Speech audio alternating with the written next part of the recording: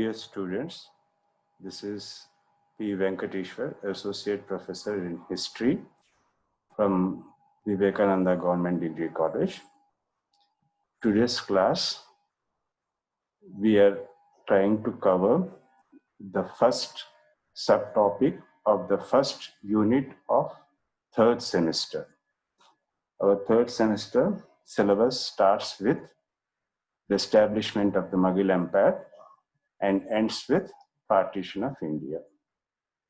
So today we are trying to understand the first subtopic of the main topic, that is establishment of the Mughal Empire. The establishment of the Mughal Empire is a significant event in the history of medieval India. As we cover the establishment of the Mughal Empire, the first topic that we have to cover is political conditions on the eve of Babur's invasion. Babur was the founder of the Mughal Empire. Between Babur, there was Seshasur, which we call the interregnum of Seshasur. So in the first phase, in the process of understanding the establishment of the Mughal Empire, we will have to see three subtopics. The first topic is Babur, the second subtopic is Sesha, the third subtopic is Humayun. After the rule of these three rulers, you have the establishment of the Mughal Empire, and we consider Akbar as the real founder of the Mughal Empire. We can say that the period of Babur, Humayun, Babur, Seshasur and Humayun is an antecedent to the establishment of the Mughal Empire. So in the first phase, let us examine the political conditions on the eve of Babur's invasion to Indian subcontinent. India was politically a fragmented nation. If you look at the map, you can see that there were several regional independent kingdoms in India at that particular period. If you look at northern India, you have Delhi Sultanate, which is limited to the extreme parts of North India. Then you have the Rajput Confederation, which was under the control of Rana Sanga of Mewar. Then you have Gujarat, which is also an independent kingdom. And then you have the kingdom of Sindh under the Arazans. You have Malwa, you have Gondwana, you have Bengal. So if you take the entire of North India was under the control of independent regional kingdoms. The absence of a centralized power clearly indicates that there was no political unification. If you come down to South India, even in the South, it represents the establishment of regional independent kingdoms. You have Berar, you have Bidar, you have Orissa, you have Bijapur, and you have the Vijayanagara Empire.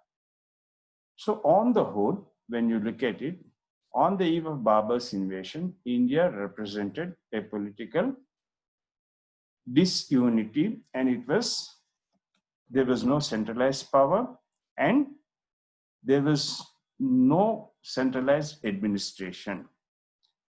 After getting an idea of the political conditions on the eve of Babur's invasion, let us examine the sources that are there available for us for the study of the history of the Mughals.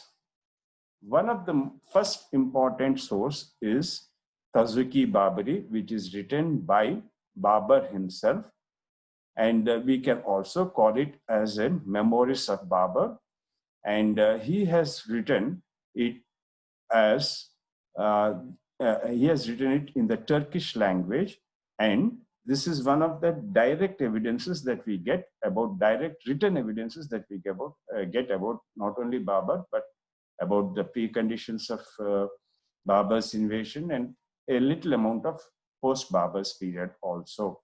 The second important source for the study of Mughal history is Akbarnama.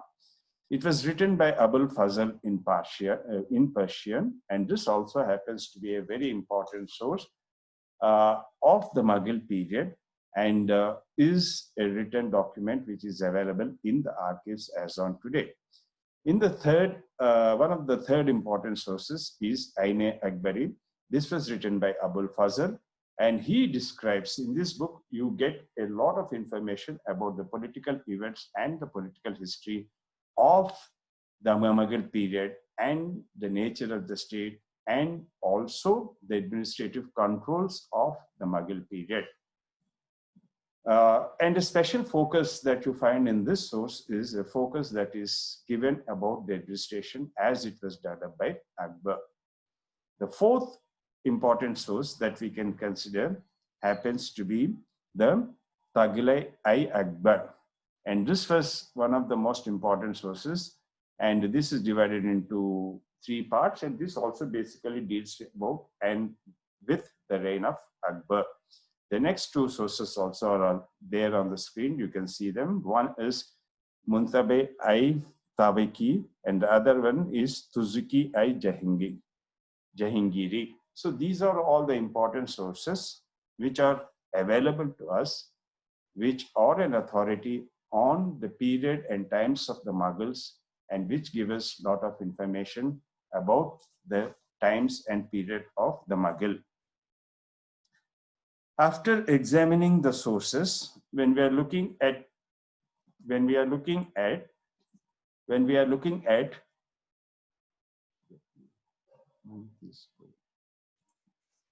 after examining the sources, when we look at the origin of the Mughals, which we can consider it as an introduction, the Mughals or the Mongols, they were originally natives of Mongolia. There were certain political changes that had developed in the Central Asian provinces, which forced the Mughals, especially in the areas of Samarkand and Fargana, which forced Babur to move away from the Central Asian provinces and look for fresh places for the establishment of a kingdom.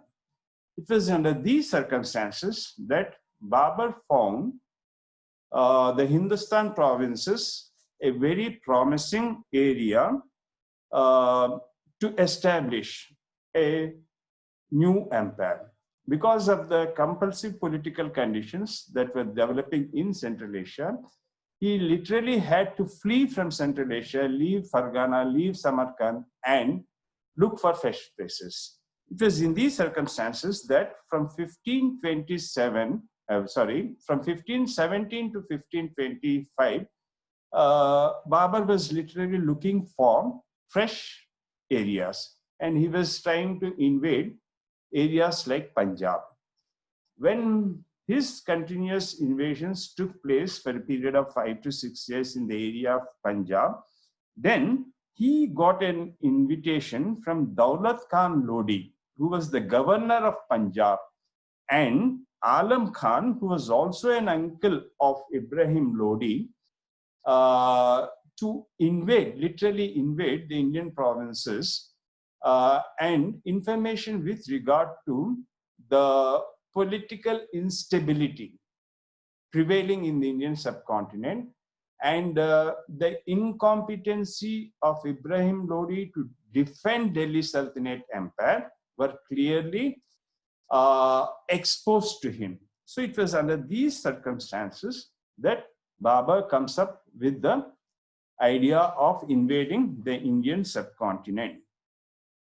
We can divide the period of Babur into two parts. In the first part, or in the first phase, you will have to understand the important wars which Babur had taken up for laying the political foundation of the Mughal Empire.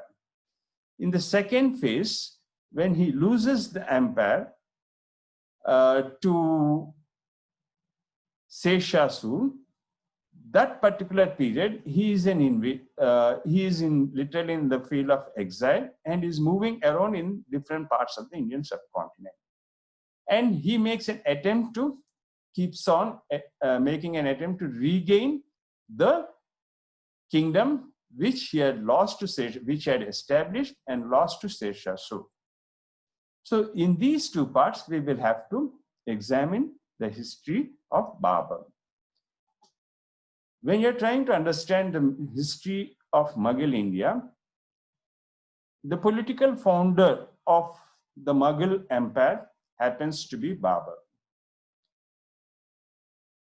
The ruler who gave an administrative network, who gave some kind of an infrastructure to the empire, happens to be Sheshasur. And that is the reason we consider Sheshasur as a forerunner to Akbar. During the period of Babur, it was a period of intense political activity for a period of 5 years. And in these 5 years, there are 5 important battles which Babur had to take up to give a political and a geographical definition of what a Mughal empire will be in the coming future. So from the political point of view, or when we are taking political history into consideration, Babur stands out to be a very important ruler. The historical importance of Babur lies in the fact that he was a person or a ruler who gave a geographical definition, one, and who gave a political legitimacy for the Mughal Empire. While this can be said about Babur, the second ruler, who is not or who does not belong to the Mughal dynasty, but was successful in giving an administrative network and an infrastructure, happens to be Sheshasur. So in the second part, we will be trying to cover about Sheshasur. But in the first part, our focus or our understanding should be in trying to understand how Babur was successful in founding or establishing the Mughal Empire. When you take this particular period into consideration, that is the period of 1525 to 1530, this was a period where 3 important forces were trying to establish kingdoms in Delhi and its suburbs, or in the Indian subcontinent. One force, which was an indigenous and native force, happens to be the Rajputs. The Rajputs were spread all over North India. They were there in Rajasthan, they were there in Gujarat, and they were struggling to establish or rebuild the last glory of the Hindu kingdom, which had come to an end with the downfall of the Guptas. From that particular period, if you observe, there was a continuous effort that the Rajputs were coming up with for finding or establishing a new Rajput empire. So this was an indigenous force.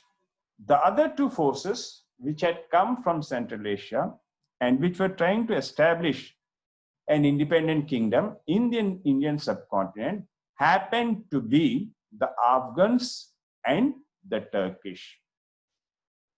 The Mughal rulers belonged to the Turkish lineage. Sheshasur belongs to the Afghan lineage. So when we observe from 1500 onwards, there was literally a tripartite struggle in the Indian subcontinent for the establishment or the founding of a new empire. One was Rajputs, the other one was Afghans, and the third one was the Turkish elements. In this triangle struggle, which went on for a period of around about 20 to 25 years, finally, the Mughal rulers were successful in coming up with establishing the Mughal Empire. So, when we are trying to understand the Mughal empires, here, the first thing that we have to see or take into consideration is what was the objective with which the Mughal Empire was established.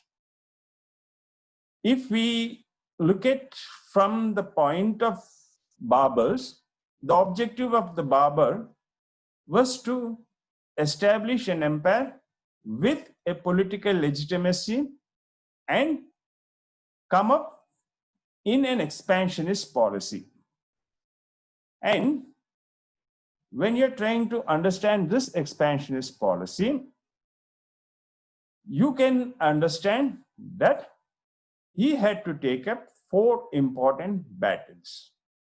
And these battles we can categorize or we can understand as the Battle of Panipat, the Battle of Kanwa, the Battle of Chanderi, and the Battle of Gogra.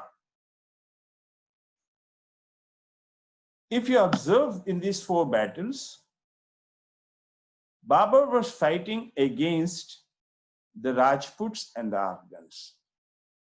As we had made an observation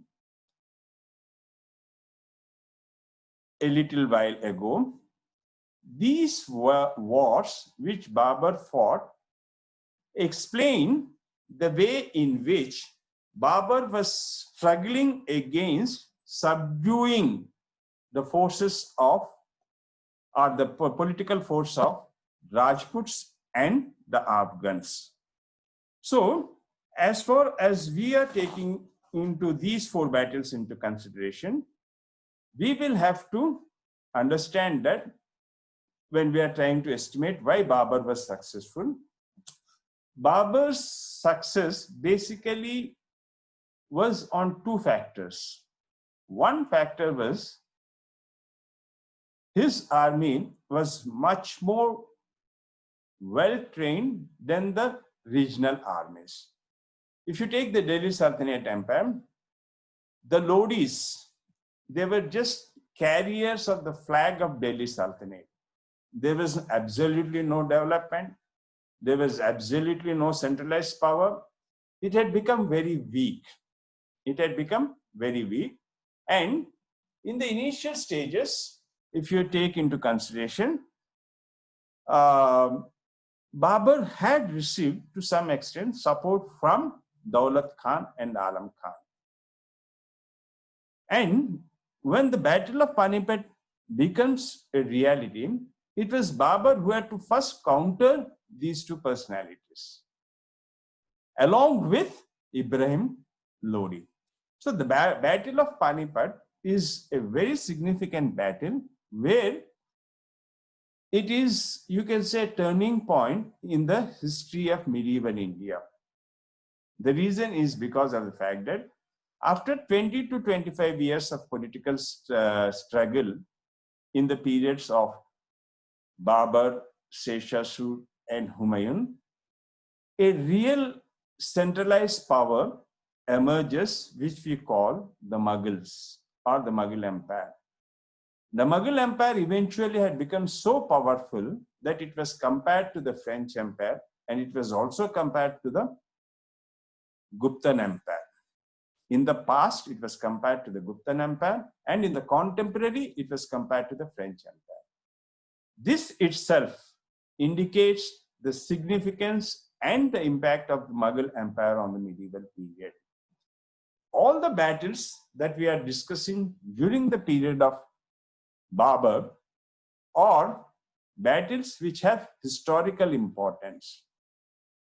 Historically, they are important basically because they eliminated a contender, a parallel contender who was coming from Central Asia, that is the Afghans, and they were also successful in eliminating the contest of the native or local Rajputs. So if you take the entire of what do you say, the Mughal period, as you can see in the objectives and in the introduction, there were 6 important rulers: Babur, Humayun, Akbar, Jahangir, Shah Jahan, and Aurangzeb. Between Babur and Humayun, you have the period of Sher Shah Suri. So, if you look at the entire Mughal period, happens to be from 1556 to 1707. I have mentioned a special mention of Iltutmish because after Iltutmish, there wasn't any kind of concentration that was put up on the development of administrative network. In the medieval period, when you look at the Delhi Sultanate period, between the years 1211 and 1236, Iltutmish was successful in giving an administrative network for the Delhi Sultanate. After that, even if you look at the period of Babur and Humayun, they were not successful in giving up an administrative network. It was only Sher Shah Suri who was successful in giving an administrative network. And this administrative network was developed by Akbar, and a real empire flourishes from the times of Akbar. The period of Akbar, Jahangir, and Shah Jahan are historically important because when we take the period of these 4 rulers, some of the historians have described it as a golden age. So in fact, we have 2 periods in Indian history which we consider as the golden age. The first period happens to be the period of the Guptas, and the second period happens to be the period of the Mughals.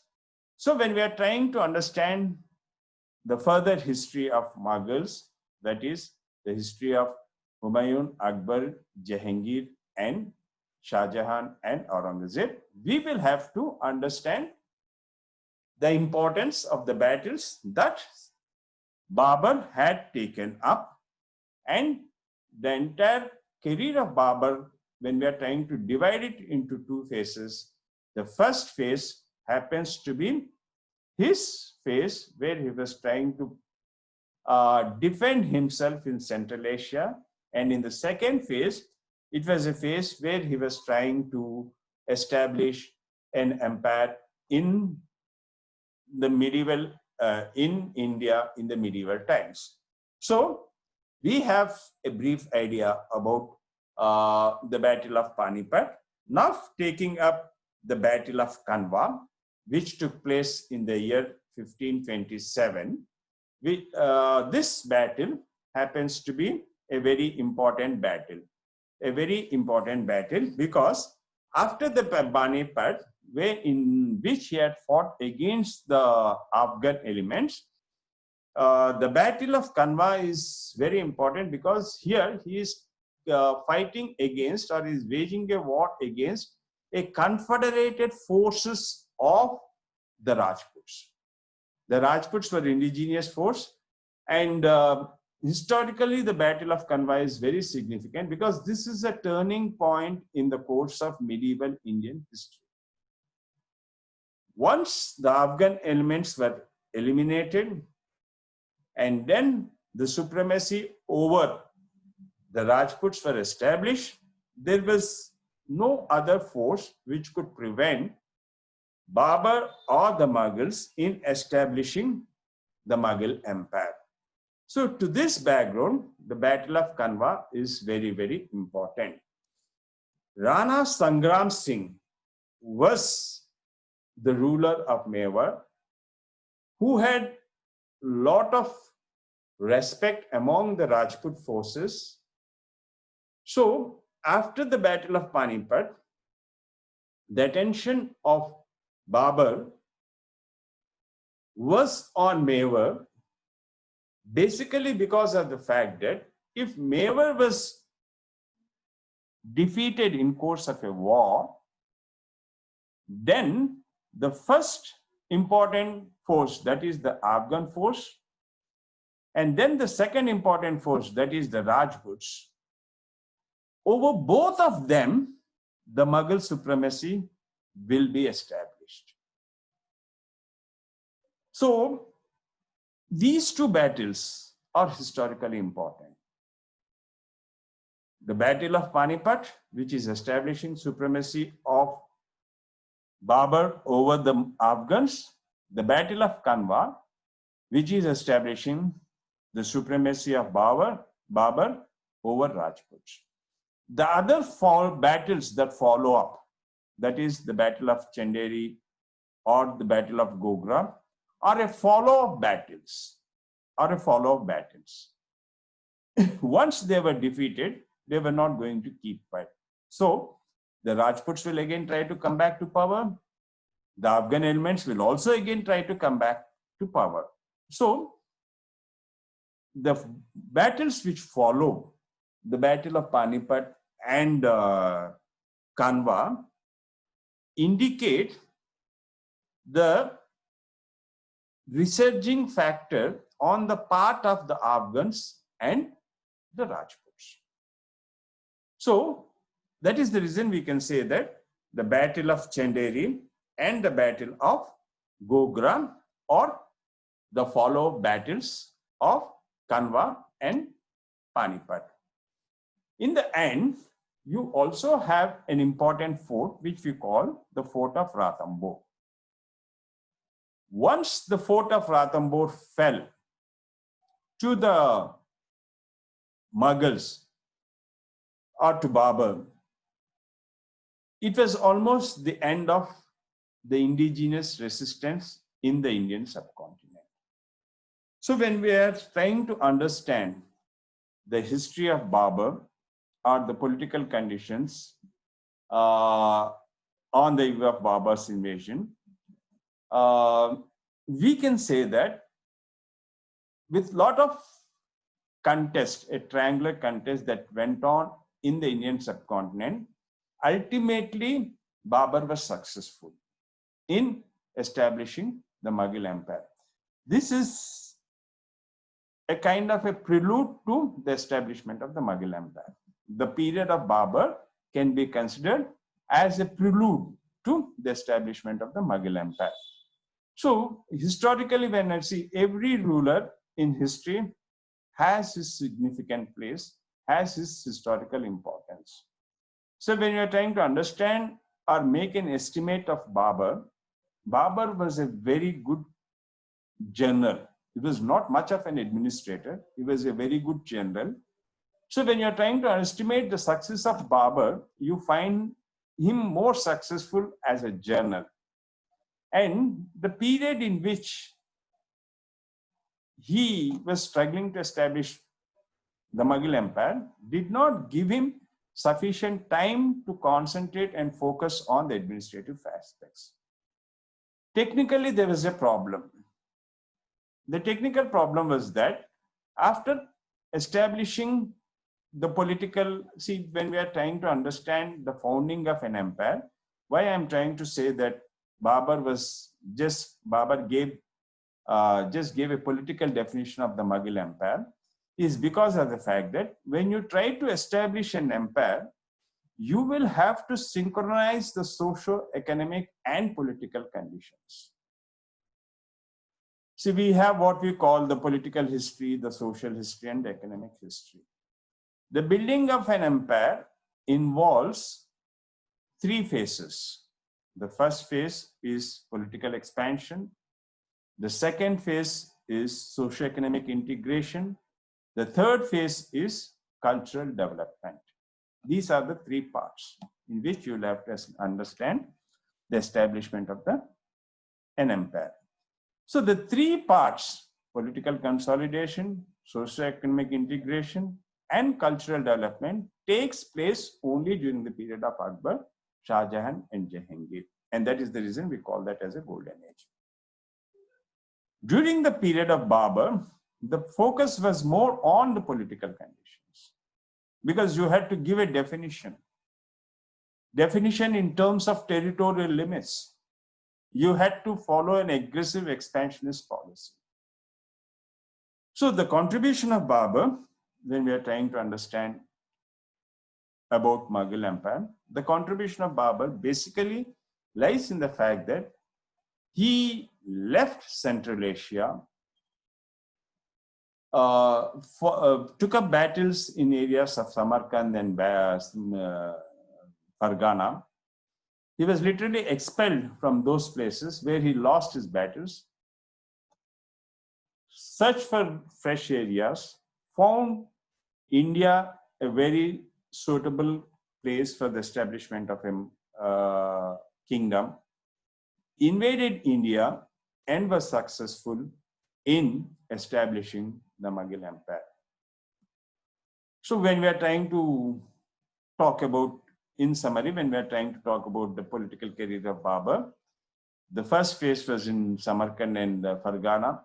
The second phase was his invasions in Punjab. And in the third phase, it was a phase where he had taken up 4 important battles, namely the Battle of Panipat, the Battle of Kanwa, the Battle of Chanderi, and the Battle of Gogra, and laid the foundation for the establishment of Mughal Empire in the Indian subcontinent. The first unit consists of several sub-units. In today's class, we have tried to make an estimate of the importance of the wars of Babur in India and the contribution of Babur to the establishment of Mughal Empire. The second phase happens to be a phase where Babur loses his empire to Sher Shah. In the beginning, we had made a note that there was a triangular struggle in the Indian subcontinent, a struggle between Rajputs, Afghans, and Turks.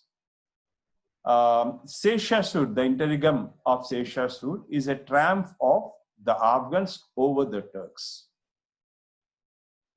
Okay, so we will have to discuss about, in the second part, we will have to discuss about Sher Shah Sud, who happens to be a very important Afghan ruler, who is credited with introducing a network of administrative structure.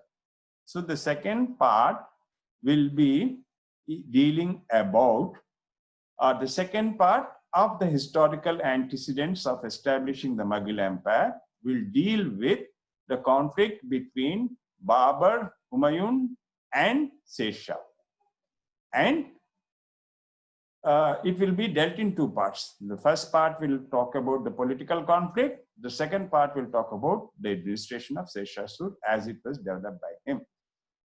The administration of Sher Shah Sud is a very, very important administration, because after the downfall of the Guptas, an administrative network, to give you a brief idea, the Grand Trunk Road, which runs from Delhi to Hyderabad, was also built by him. So we will look into such several details of administration that was developed by Sher Shah in the next lecture.